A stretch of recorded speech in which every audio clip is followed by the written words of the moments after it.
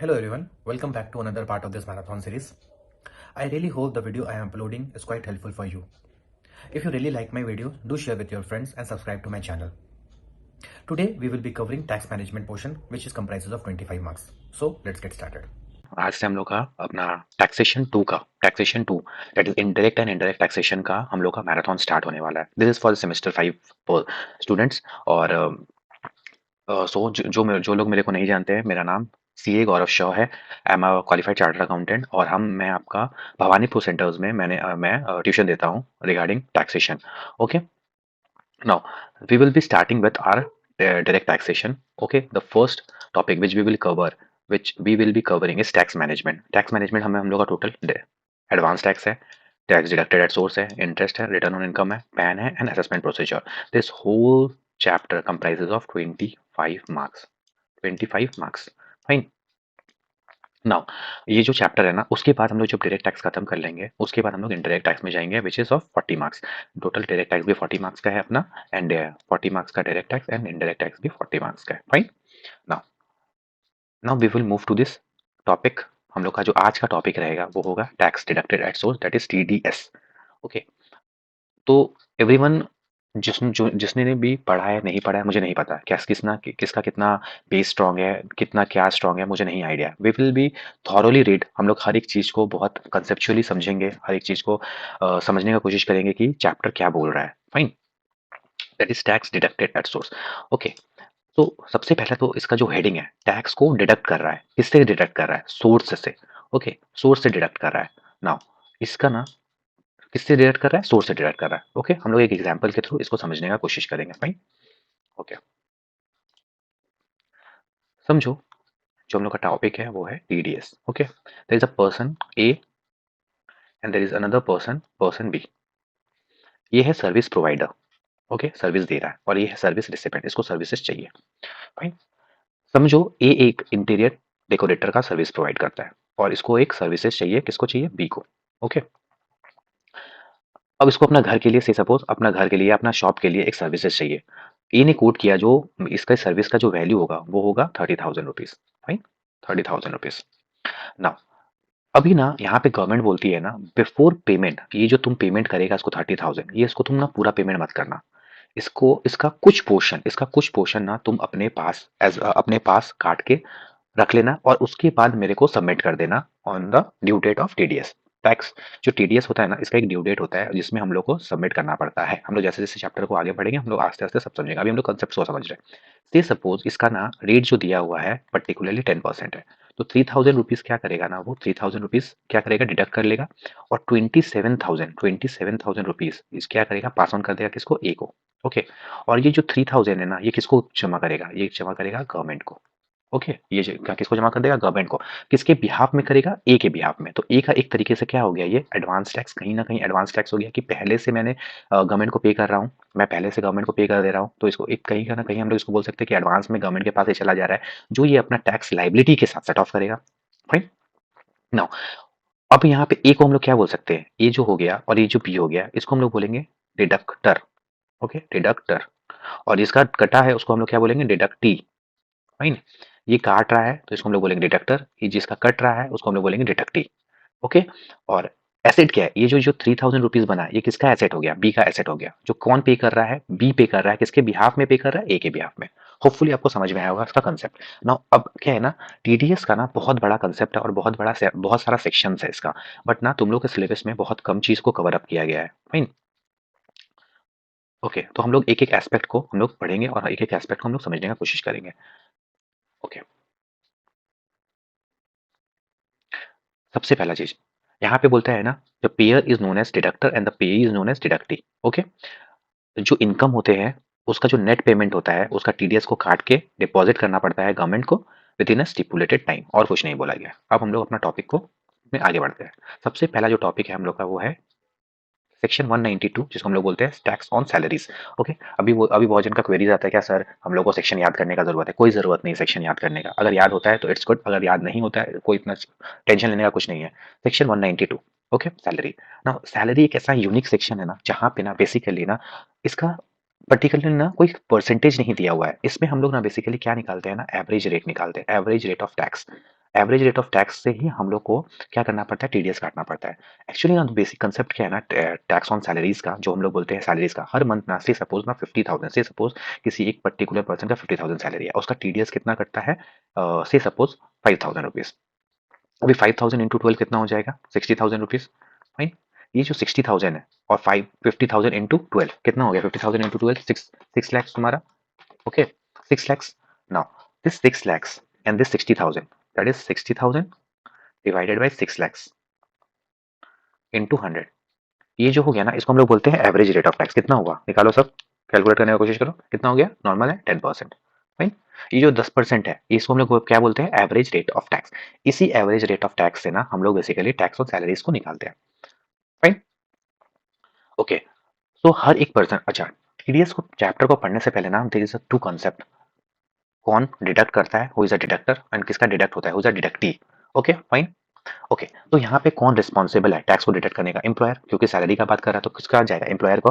तो who is a person, employer. Employer is required to deduct tax. Okay. Now when tax is to be deducted, payment basis में जाता है। Okay, इतना important नहीं है। Rate क्या होगा, average rate of tax to be computed. Okay, मतलब prescribe rate in force, जो भी उस साल का रेट से रहेगा उसी को प्रिस्क्राइब रेट में हम लोग दे देते हैं। ओके। नाउ से सपोज अगर ना फॉर्म 13 में, अगर form 13 where a recipient applies to the AO in form 13 gets a certificate authorizing the payer to deduct no tax at a lower rate। यहाँ पे क्या बोल रहा है ना, मान के चलो अगर फॉर्म 13 हम अगर किसको सबमिट करते हैं, एम्प्लॉयर को फॉर्म 13 सबमिट करते हैं कि मेरा जो टैक्स रेट है ना वो नहीं कटना चाहिए, लोअर रेट में काटो, क्यों, क्योंकि मेरा इनकम कम है। तो उस केस में एओ ऑथराइज कर देगा एम्प्लॉयर को कि ठीक है, इसका टीडीएस काटने का कोई जरूरत नहीं है। फाइन। ओके, अब हम लोग नेक्स्ट टॉपिक पढ़ेंगे, section 193। Okay, section 193 basically deal करता है किसको, इंटरेस्ट ऑन सिक्योरिटीज को। Interest on securities. अच्छा, सिक्योरिटीज मतलब यहाँ यहाँ किसका बारे में बात हो रहा होगा, सोचो, सिक्योरिटीज किसके ऊपर मिल रहा है, इंटरेस्ट के ऊपर। तो कैसा टाइप का हो सकता है, डिबेंचर्स हो सकता है, बॉन्ड हो सकता है, एफडीज हो सकते हैं। ओके, तो यहाँ पे कौन रिस्पॉन्सिबल है डिडक्ट करने का, any person responsible for payment of securities, interest जो दे रहा है किसके ऊपर, सिक्योरिटीज के ऊपर। अदर देन, यहाँ पे एक वर्ड है other than, other than government securities and certain specified securities को छोड़ के किसी को, to an resident person, resident person को, किसी भी एक रेसिडेंट पर्सन को क्या दिया जा रहा है, इंटरेस्ट दिया जा रहा है, other than government securities.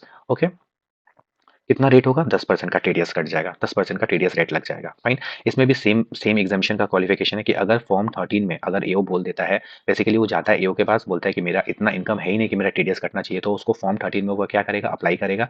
Form 13 में जाके अप्लाई करेगा, एप्लीकेशन करेगा, और उसको एओ बोलेगा ठीक है, ये जाओ सर्टिफिकेट लेके जाओ और तुमको तुम्हारा टीडीएस नहीं कटेगा, तुमको रिलैक्सेशन मिल जाएगा, या फिर लोअर रेट हो सकता है, 10% की जगह 2% कटे। ठीक है, 2% कटे। ओके। और फॉर्म 15G और 15H, किसी कोई भी बैंक में जाके एफडी वगैरह करवाता है ना, और बैंक में हम लोग को क्या सबमिट करता है, 15G या 15H सबमिट करेंगे अगर, तो हम लोगों को बेसिकली ये non senior citizen, senior citizen के लिए होता है। अगर हम लोग एओ जो असेसिंग ऑफिसर है वो किसको सबमिट करेगा, बैंक में सबमिट करेगा, तो उस केस में उसको क्या करना पड़ता है, उसको बेसिकली वहां पे टीडीएस नहीं काटते हैं बैंक्स लोग। ओके, ये एक तरीके का डिक्लेरेशन होता है। फाइन। उसके बाद आता है टैक्स ऑन डिविडेंड, जिसको सेक्शन 194 से डील करते हैं। ओके। नाउ डिविडेंड बेसिकली कौन देता है, डिविडेंड कौन देगा, कंपनी देगा। ओके, कंपनी डिविडेंड देगा और उसके ऊपर टीडीएस कटता है। Okay. Now the principal officer of for a domestic company paying dividend to any resident share holder, resident share holders के ऊपर अगर बेसिकली अगर क्या दे रहा है, तुम डिविडेंड दे रहा है, एक कंपनी है बेसिकली क्या कर रहा है, शेयर होल्डर्स को डिविडेंड डिस्ट्रीब्यूट कर रहा है, तो before making the payment to share holders उसको क्या करना होगा, टीडीएस को काट के किसको पेमेंट करना होगा, गवर्नमेंट को पेमेंट करना पड़ेगा। फाइन। नाउ यहाँ पे एक नोट दिया हुआ है, यहाँ पे एक नोट दिया हुआ है, note. Okay,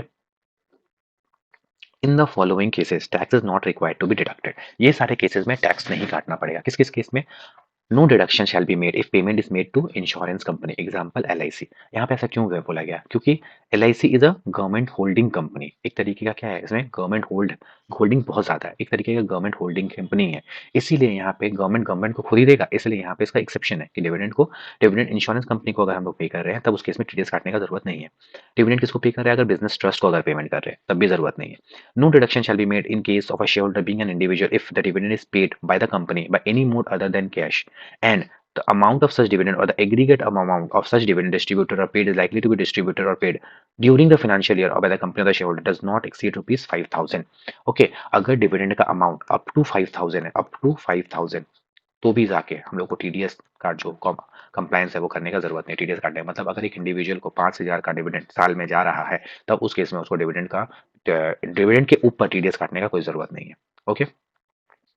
now dividend is paid to any notified person. अगर बेसिकली गवर्नमेंट क्या क्या कुछ नोटिफाइड पर्सन को सिलेक्ट किया जहाँ पे उसको भी डिविडेंड का पेमेंट करने का टीडीएस काटने का कोई जरूरत नहीं है। ओके, नाउ रेट क्या है? रेट है 10%। Okay, no surcharge health directly flat rate है। ओके, फ्लैट रेट है, इसमें कोई surcharge health and education cess भी नहीं लगेगा।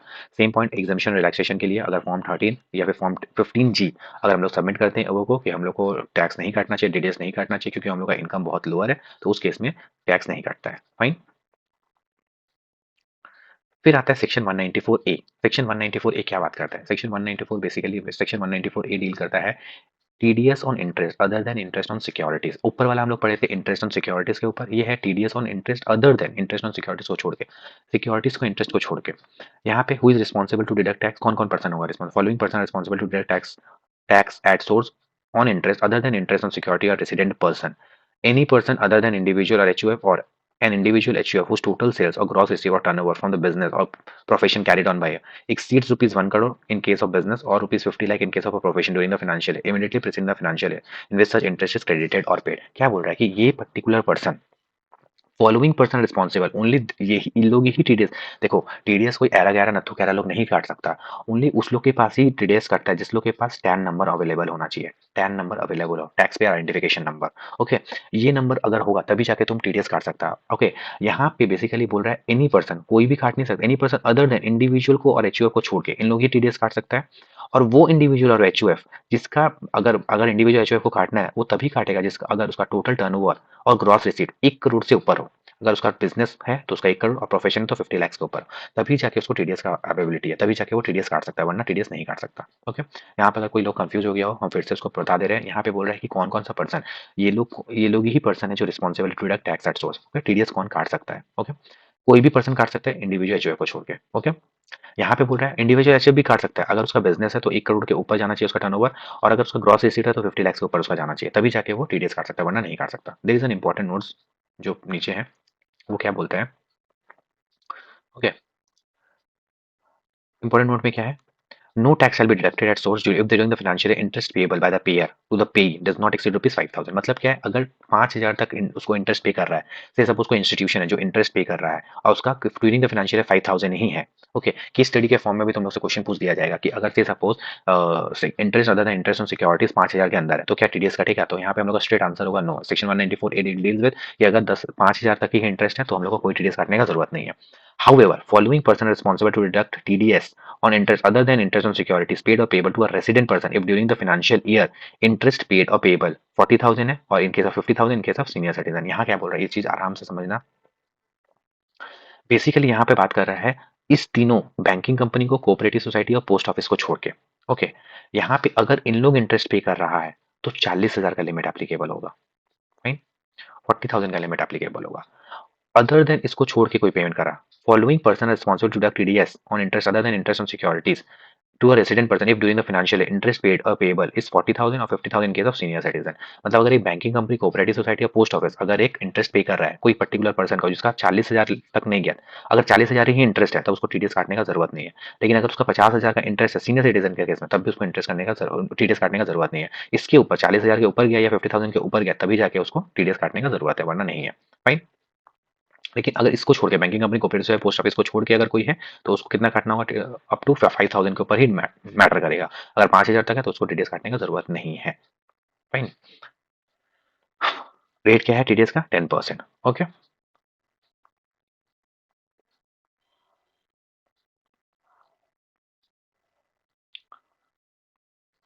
अदर पॉइंट्स में क्या है? Basically following interest are subject to TDS. Basically अगर इंटरेस्ट कौन पे कर रहा है? Banking company, cooperative society, financial corporation, LIC, unit trust, any company और सच नोटिफाइड एसोसिएशन। इस केस में क्या होगा? Following interest are not subject to TDS. इन लोग को अगर हम लोग पेमेंट करेंगे इंटरेस्ट, मतलब एक बैंकिंग कंपनी से सपोज बैंकिंग कंपनी को इंटरेस्ट पे मतलब इंटरेस्ट पे कर रहा है तो उस केस में टीडीएस काटने का जरूरत नहीं है। एक बैंकिंग कंपनी कोऑपरेटिव सोसाइटी को पे कर रहा है, ठीक है, या फिर एक एलआईसी को पे कर रहा है, या यूनिट ट्रस्ट ऑफ इंडिया को पे कर रहा है, या फिर कोई कंपनी और cooperative society carrying on business of insurance का बिजनेस कैरी ऑन कर रहा है, तो अगर वो एक दूसरे को पेमेंट कर रहे हैं इंटरेस्ट का तो उस केस में भी टीडीएस काटने का जरूरत नहीं है। इवन 40,000, 50,000 या 5,000 के ऊपर भी चला जाए इंटरेस्ट तब भी उसको काटने का जरूरत नहीं है।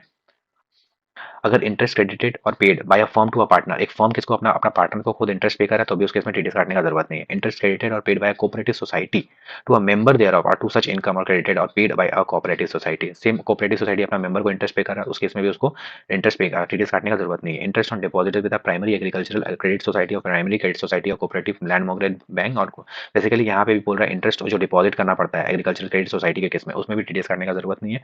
लास्ट है interest on deposited with a cooperative society other than interest on society, ऊपर को छोड़ के अगर कोई भी इंटरेस्ट ऑन डिपॉजिट्स है engage in carrying on business और बैंकिंग, उस केस में भी टीडीएस काटने का जरूरत नहीं है। ये पॉइंट उतना इंपॉर्टेंट नहीं है, इसको तुम लोग इग्नोर भी कर सकता है तो चलेगा।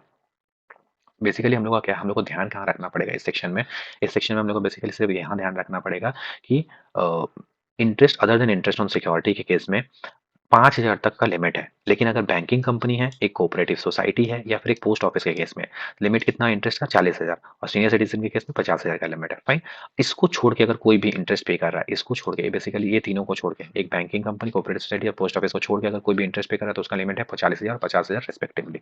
फाइन, अगर किसी को लग रहा है थोड़ा सा स्पीड हो रहा है, सिंस थोड़ा सा मैराथन है, हम लोग रेगुलर क्लासेस में उसको बहुत इन डेप्थ पढ़ते हैं, बट द थिंग इज कि ये थोड़ा मैराथन हम लोग को स्पीड अप करना ही पड़ेगा। Okay, we don't have anything कि हम लोग इसको बहुत आराम से पढ़े। ऑल्दो कहीं पे किसी को डाउट हो रहा है तो वो मेरे को कांटेक्ट कर सकता है डायरेक्टली, हम उसको आराम से समझा भी देंगे। लेकिन यहाँ पे थोड़ा सा मैराथन है तो हम लोग को स्पीड अप करके चलना पड़ेगा। ठीक है, रिलैक्सेशन का पॉइंट सेम ही है कि अगर फॉर्म 13 और फॉर्म 15G में हम लोग को, अगर हम लोग सबमिट करते हैं डिक्लेरेशन, तो उस केस में हम लोग को टीडीएस से रिलैक्सेशन मिल जाता है या फिर लोअर रेट पे हम लोग को रिलैक्सेशन मिल जाता है। Fine, now adjustment for short deduction क्या है कि अगर कोई पर्सन रिस्पॉन्सिबल है टीडीएस को काटने का, may at the time of making payment और डिडक्शन इंक्रीज और reduce the amount of deducted for the purpose of adjusting any excess और deficiency arising out of previous deduction और failure to deduct during the financial year. Basically यहाँ पे बोल रहा है कि अगर शॉर्ट डिडक्शन हुआ है तो तुम उसको एडजस्ट कर दो, और अगर कोई डिफिशियंसी, अगर कोई एक्सेस पेमेंट हुआ है तो तुम उसका रिफंड ले लेना, और डिफिशियंसी हुआ है तो उसको तुम पेमेंट कर देना। ओके, सिंपल सा पॉइंट है, नॉट दैट मच इंपॉर्टेंट।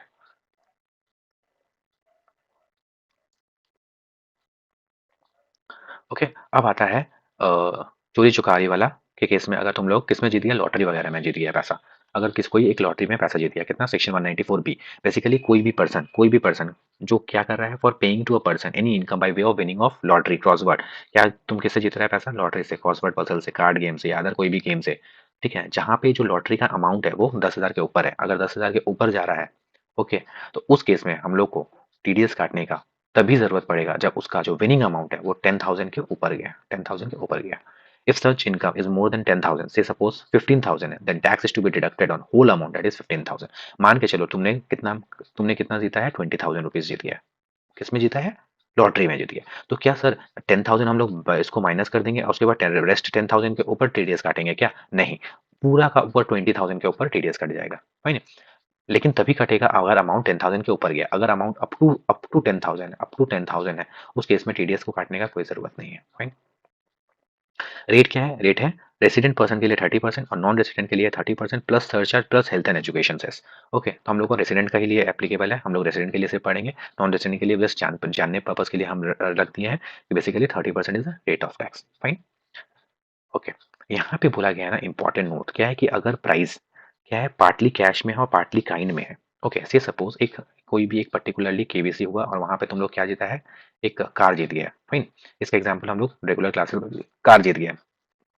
अभी कार को तो हम लोग तोड़ के या फिर कुछ करके तो हम लोग नहीं, से सपोज एक कार जब तुम लोग जीता है और तो उसको क्या होगा, से सपोज कार का वैल्यू है 6 लाख रुपीज। फाइन, तो इसमें गवर्नमेंट को अभी कार तो उसको दे देगा, अब इसका टैक्स कैसे काटे, इसमें वो तो कोई अमाउंट तो नहीं दे रहा है ना। उस केस में ना ये तो काइंड में हो गया, बेसिकली ये काइंड में हो गया। उस केस में क्या करेगा ना, बोलेगा तुम 30%, इसका इसका जो 30% है, कितना होता है इसका 30%, 1,80,000। ये जो 1,80,000 तुम हमको पैसा दो और उसके बाद तुम ये कार को लेके चल जाओ। अगर बोलेगा मेरे पास 1,80,000 नहीं है तो इसको कार को सोल्ड आउट किया जाता है, 1,80,000 गवर्नमेंट को पे किया जाता है और रेस्ट ऑफ द अमाउंट इसको फिर पे ऑफ कर दिया जाता है। फाइन, समझ में आया। तो अगर कोई प्राइस कैश में है पार्टली और पार्टली काइंड में है, then the whole price that is aggregate of the cash and value of kind shall be deducted from the crash price. Okay, cash में भी कुछ कैश में है कुछ काइंड में है, तब तो हम लोग क्या करेंगे, पूरा का पूरा उसको टोटल अप करेंगे और उसको टोटल करने के बाद जितना उसका टीडीएस कटना चाहिए उसको काटने के बाद उसको गवर्नमेंट को पे करेंगे। अगर से सपोज सिर्फ काइंड में है, जैसे हम अभी एग्जांपल दिए किसका, कार का एग्जांपल दिए। फाइन, उस केस में अगर crash price is not sufficient तो पेयर क्या करेगा, इंश्योर करेगा कि tax is to be deducted before releasing such price. वो 1,80,000 जितना भी पेमेंट था, उस 1,80,000 को उसको क्या करना पड़ेगा, गवर्नमेंट को पे करना पड़ेगा। गवर्नमेंट को पे करने को before releasing that car. Fine, before releasing that car. चलो, उसके बाद आता है सेक्शन 194 बीबी। ये किसके ऊपर है? बेसिकली ये घोड़ा घोड़ा दौड़ाता है ना, और घोड़ा दौड़ाते दौड़ाते अगर तुम जीत गया, अगर तुम से सपोज घोड़ा दौड़ा रहा है और घोड़ा दौड़ाते दौड़ाते तुम जीत गया, उस केस में तुमको क्या करना पड़ेगा? टीडीएस काटना पड़ेगा, ठीक है ना, टीडीएस काटना पड़ेगा। कोई भी पर्सन अगर 10,000 के ऊपर घोड़ा दौड़ा के जीत गया तो उसको क्या करना होगा? उसके ऊपर 10,000 के ऊपर उसको टीडीएस कटेगा। सिर्फ इसमें भी सेम ही है, अगर 15,000 रुपये जीता तो पूरा 15,000 के ऊपर टीडीएस कटेगा। ऐसा नहीं कि 5,000 के ऊपर कटेगा, पूरा पूरा का पूरा। ये जो 15,000 है, 15,000 उसके ऊपर पूरा का पूरा टीडीएस तुम्हारा कटेगा। फाइन। सेक्शन 194 इसका भी रेट क्या है? सेम रेट है जो 194 बी का है। कितना है बी का भी? कितना रेट है? 30%। फाइन। 30%। से सपोज 50,000 रुपीज तुम जीता है, तो 30% दैट इज 15,000 रुपीज। 15,000 रुपीज को डिडक्ट करना पड़ेगा, गवर्नमेंट को पे करना पड़ेगा, और रेस्ट 35,000 रुपीज तुमको पे किया जाएगा। फाइन। उसके बाद आता है section 194 G, that is TDS on commission sale of lottery tickets. किसका बात कर रहा है? कमीशन। मतलब अगर तुम लॉटरी टिकट बेच रहा है, उसके ऊपर तुमको कमीशन मिल रहा है, उस केस में तुमको क्या करना पड़ेगा? तुमको टीडीएस काट के उसको पेमेंट करना पड़ेगा। Discuss the provision regarding the tax at source on the commission और the sale of lottery ticket. Sometimes short note भी ऐसे आ जाते हैं। ओके।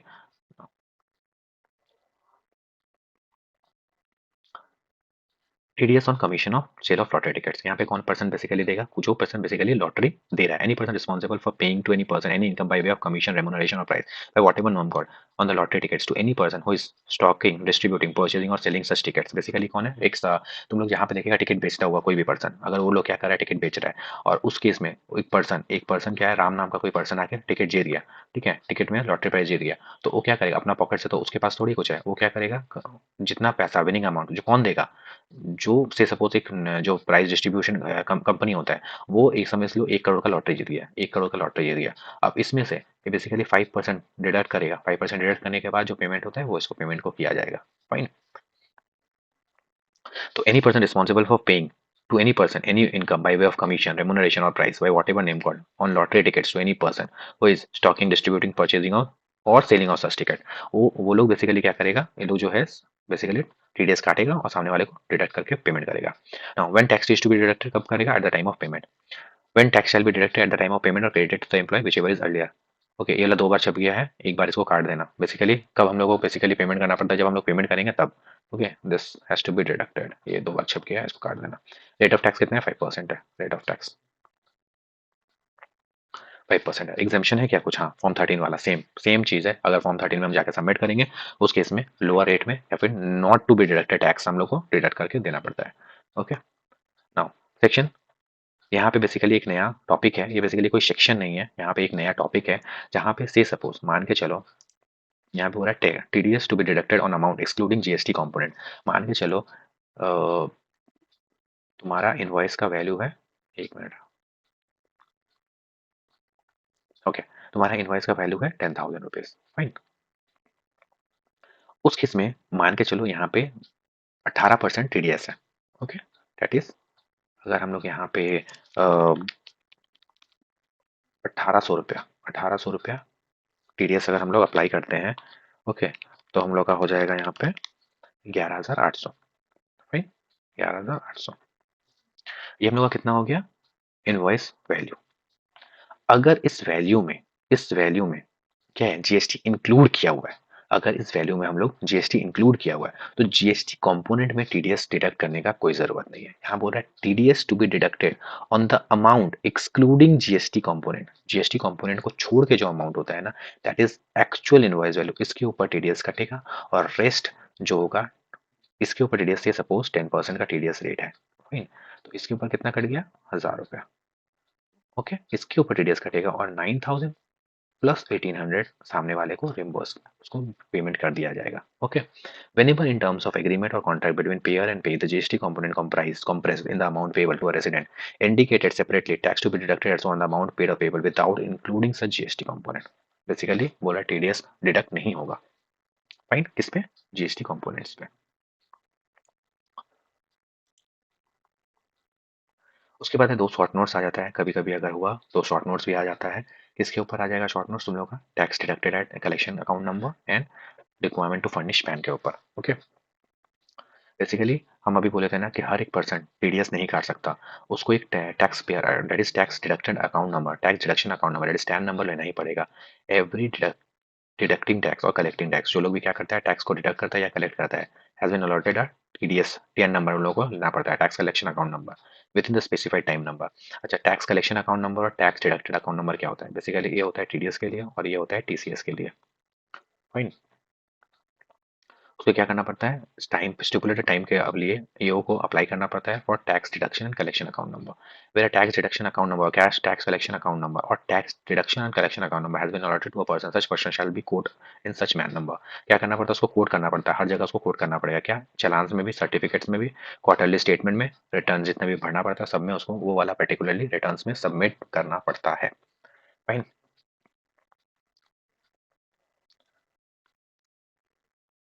उसके बाद आता है रिक्वायरमेंट टू फर्निश पैन, किस किस जगह में हम लोग को पैन देना पड़ता है और अगर पैन नहीं दिए तो उसका क्या कॉन्सिक्वेंसेज हो सकता है।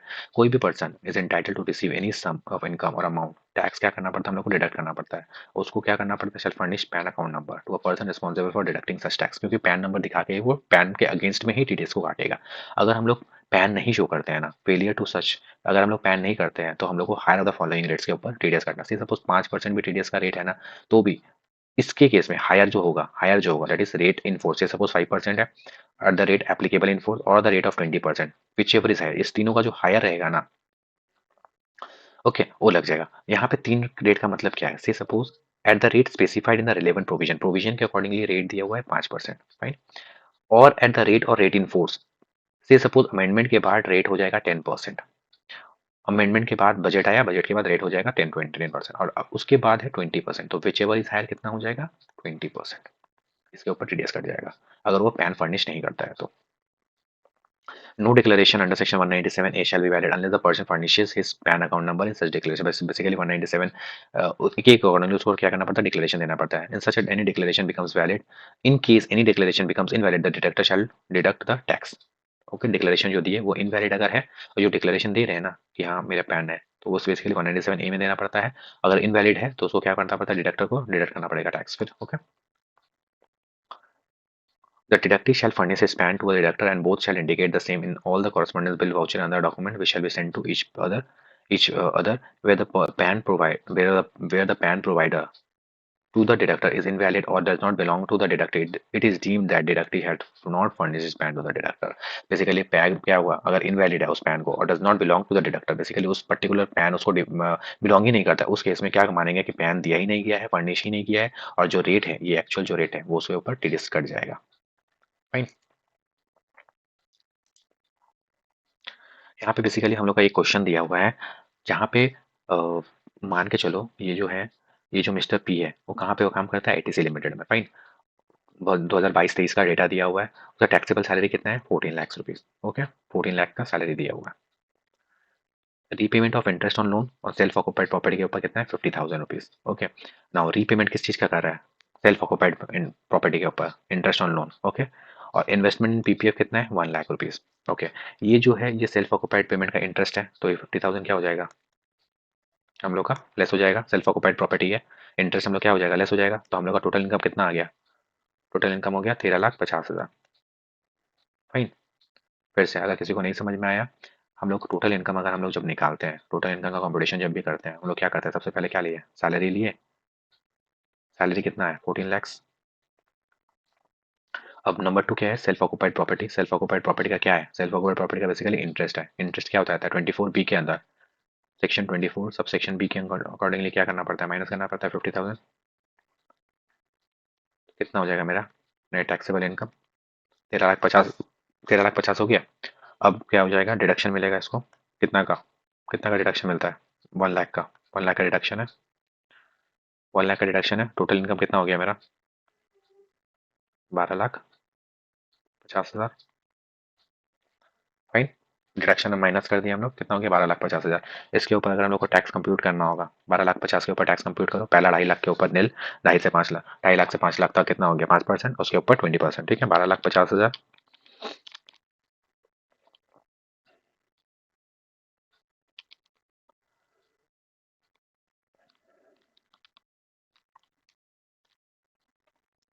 ओके, तो हो गया आंसर तुम्हारा आ जाएगा 12,50,000, 10 lakh, that is 1,95,000। Okay, 1,95,000। Fine. अगर इसको किसी को टैक्स कंप्यूटेशन नहीं आता है तो एक बार टैक्स कंप्यूटेशन का देख लेना कि कैसे आता है। ओके, और ये 1,95,000 को क्या करेंगे हम लोग, 1,95,000 जो आया उसको डिवाइड क्या करेंगे, 12 से डिवाइड कर देंगे। 1,95,000 डिवाइडेड बाई 12 हो गया 16,250। इसको क्या करना है, पर मंथ करके टीडीएस काट लेंगे। Fine,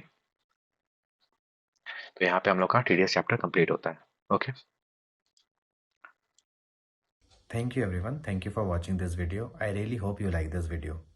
If you have any suggestions with regard to this chapter, feel free to share your views in my comment box. As you all can see how interactive our live class is.